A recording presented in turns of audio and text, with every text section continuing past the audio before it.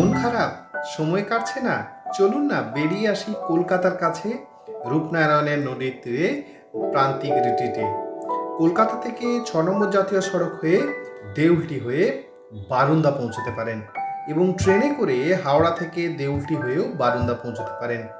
এই প্রান্তিক রিট্রিটে পৌঁছতে ১ ঘন্টা থেকে ১.৫ ঘন্টা সময় লাগবে।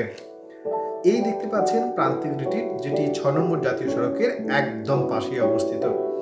আপনাদের প্রবেশপথটি দেখে মনেই হতে পারে জায়গাটা বোধহয় সেরকম ভালো না। আমি আপনাদের গ্যারান্টি দিয়ে বলছি ভালো লাগবেই লাগবে। চলুন ভেতরের দিকে যাওয়া যাক এবং ভেতরটা এক্সপ্লোর করা যাক। ভেতরে আপনারা দেখতে পাচ্ছেন কি সুন্দর গাছপালা, চারিদিকে গাছ সবুজে সবুজ। আমাদের মতো এখানে অনেকেই এসছেন, তারা তাদের পরিবারের সঙ্গে নির্ভীদে সময় কাটানোর জন্য। আর এই সামনে দেখতে পাচ্ছেন একটি ছোট্ট পুকুরকে সুন্দরভাবে সাজানো হয়েছে এবং বসার কিন্তু জায়গা করে দিয়েছে।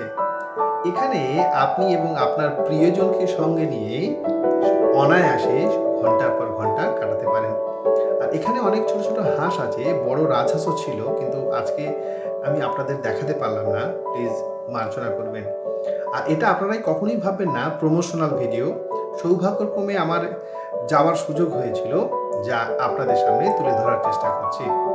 এটা হচ্ছে একটি আর্টিফিশিয়াল ঝর্ণা, খুব ভালো লাগবে, সত্যি খুব ভালো লাগবে। আপনারা এখানে এসে ছবিও তুলতে পারেন, খুব ভালো লাগবে। আর আমি যে সময় গেছিলাম ফেব্রুয়ারি মাসের মাঝামাঝি সময়।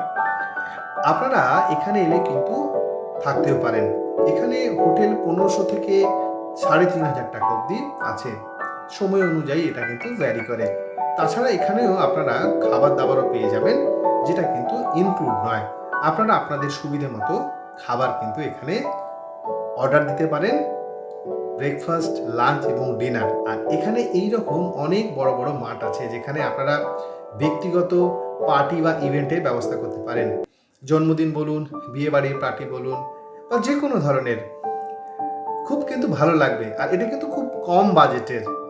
আপনারা যদি এখানে একদিন আসেন, আমি ছিলাম, আমার মোটামুটি ৪,০০০ টাকা খরচ হয়েছিল একদিনের জন্য, থাকা খাওয়া সব কিছু মিলে আর কি। এই যে রুমটা দেখতে পাচ্ছেন, এটা হচ্ছে কনফারেন্স রুম। এখানে বড় বড় অফিসের মিটিং হতে পারে, বা আপনারা চাইলেও ইন্ডিভিজুয়ালি এই জায়গাতে বুক করে কোনো ফাংশন টাংশন বা অনুষ্ঠানও করতে পারেন, যদি আপনারা প্রাইভেসি চান। তার জন্য অবভিয়াসলি এখানে একটু চার্জেবল হবেই এটা। তো আর এই কনফারেন্স রুমের উল্টো দিকে কিন্তু আপনাদের সুইমিং পুল আছে, যেটা কিন্তু সবার জন্য নির্দিষ্ট টাইম আছে।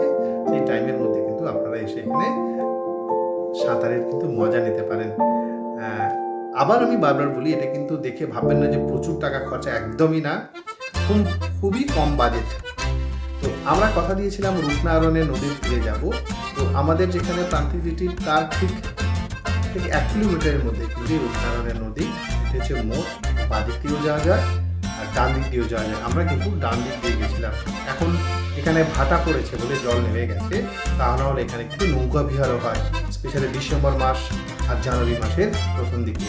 আর আপনারা এই যে ব্রিজটা দেখতে পাচ্ছেন, এটি হচ্ছে দক্ষিণ পূর্ব রেলওয়ের প্রধান ব্রিজ, যেটি আমাদের দক্ষিণ ভারতের সঙ্গে কিন্তু যোগাযোগ রাখে।